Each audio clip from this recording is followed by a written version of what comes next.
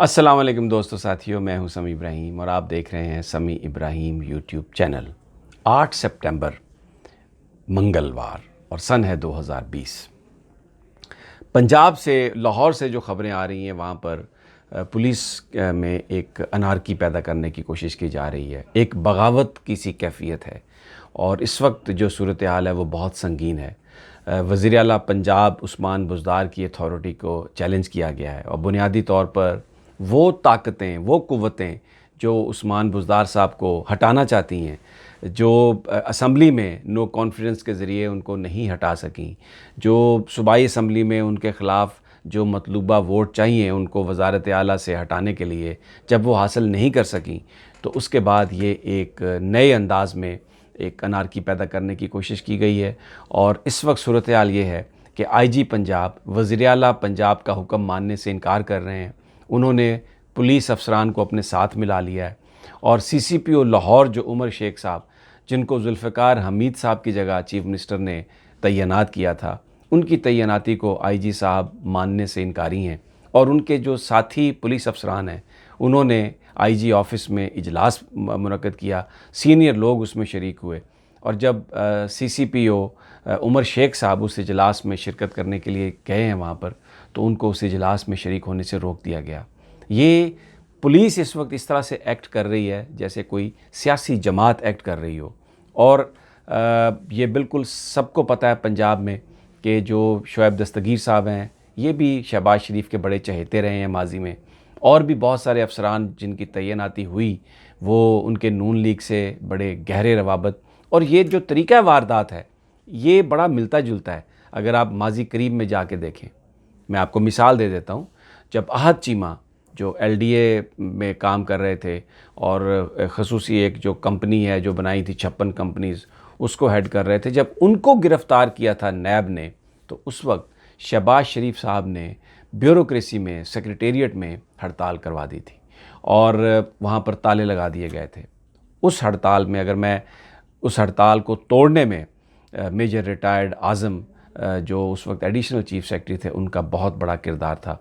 उस शख्स ने कानून और आइन के मुताबिक उन्होंने आके सेक्रेटेरिएट का ताला तोड़ा और वो आकर बैठे और उन्होंने कहा कि अदालतें मौजूद हैं, अगर किसी के साथ ज़्यादती है तो हम अदालतों में जाएंगे। ये हड़ताल करना, दफ्तर की तालेबंदी करना, ये कानूनी और आइनी तरीका नहीं है। मेजर रिटायर्ड आज़म जो बाद में सेक्रेटरी दाखिला भी बने और पंजाब के चीफ सेक्रेटरी भी रहे, अब आजकल वो पंजाब के मोहतसब हैं। ये वारदात जो थी ये तब शहबाज शरीफ साहब ने करवाई थी। उनके हामी जो अफसरान हैं, जो फवाद हसन फवाद के साथ थे, जो अहद चीमा के साथ थे, उन्होंने वहाँ पर हड़ताल कराने की कोशिश की थी। लेकिन अब इस हड़ताल को ख़त्म करना बहुत ज़रूरी है। ये एक अनारकी, ये एक बहुत बड़ी एक डिसिप्लिन फ़ोर्स में इस तरह से एक्ट करना कि चीफ़ मिनिस्टर की अथॉरिटी को, क्योंकि कानून और आइन के मुताबिक जो वज़ीर आला हैं ये उनके पास इख्तियार है कि किसको उन्होंने अफसर लगाना है, सीसीपीओ किसको लगाना है, आईजी किसको लगाना है, उन्होंने डीआईजी किसको लगाना है, एसपी किसको लगाना है।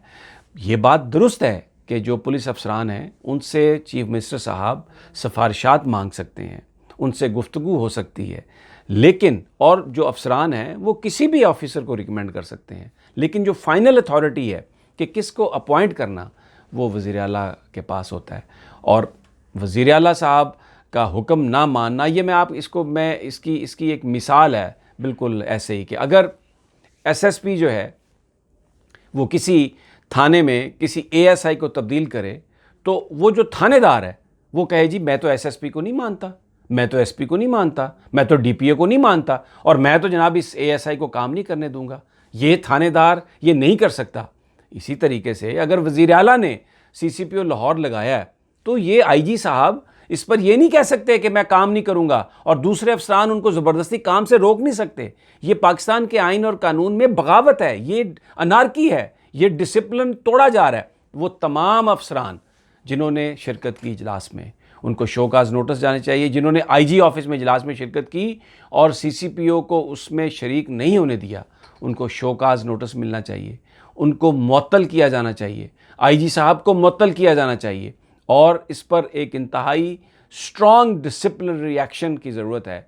प्राइम मिनिस्टर साहब को इंटरवीन करना चाहिए। उस्मान बुज़दार के ख़िलाफ़ ये जो साजिश है, इसमें नवाज़ शरीफ, शहबाज शरीफ की चहेती ब्यूरोक्रेसी, उनके चहेते पुलिस अफसरान, क्योंकि अब तो शहबाज शरीफ साहब खुलकर आ गए हैं और उन्होंने जो बयान दिया है शोएब दस्तगीर के हमायत में, उसके बाद तो अब इस बात की कोई गुंजाइश ही नहीं रही।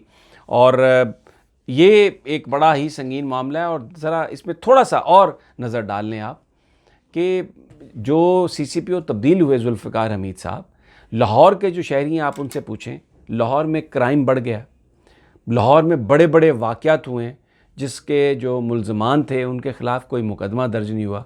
अभी ये कल की बात है, आपने और मैंने टीवी स्क्रीन्स पर देखा वकला की कितनी बड़ी एक तादाद थी जो PIC में जाकर हमलावर हुई। क्या पुलिस ने उस हमले को रोकने की कोशिश की? वो हमला करवाया पुलिस ने। क्या फिर जिन लोगों ने ये सब कुछ किया उनके ख़िलाफ़ कोई FIR दर्ज हुई? उनको किसी को कोई सज़ा मिली? कोई मुकदमा दर्ज हुआ?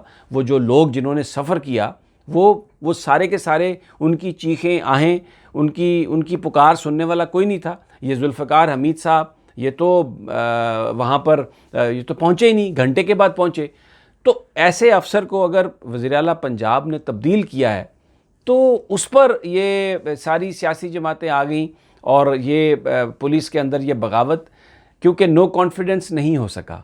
नो कॉन्फिडेंस के लिए जो मतलूबा वोट हैं अपोजिशन के नून लीग को, वो नहीं मिल रहे। तहरीक इंसाफ की हुकूमत पंजाब में स्ट्रॉन्ग है। नून लीग के भी जो ग्रुप है उन्होंने भी आकर ये कहा, उस्मान बुज़दार से मुलाकात की, इमरान खान साहब से मुलाकात की और उन्होंने कहा कि हम तहरीक इंसाफ की हुकूमत के साथ हैं।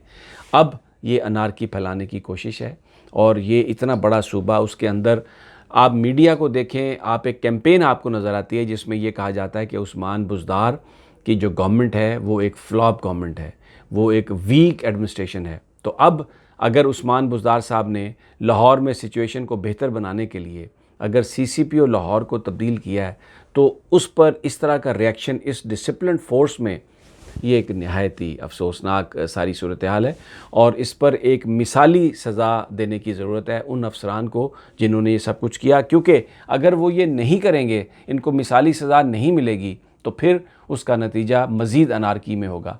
अब आप ज़रा दूसरे सूबे का भी देख लें।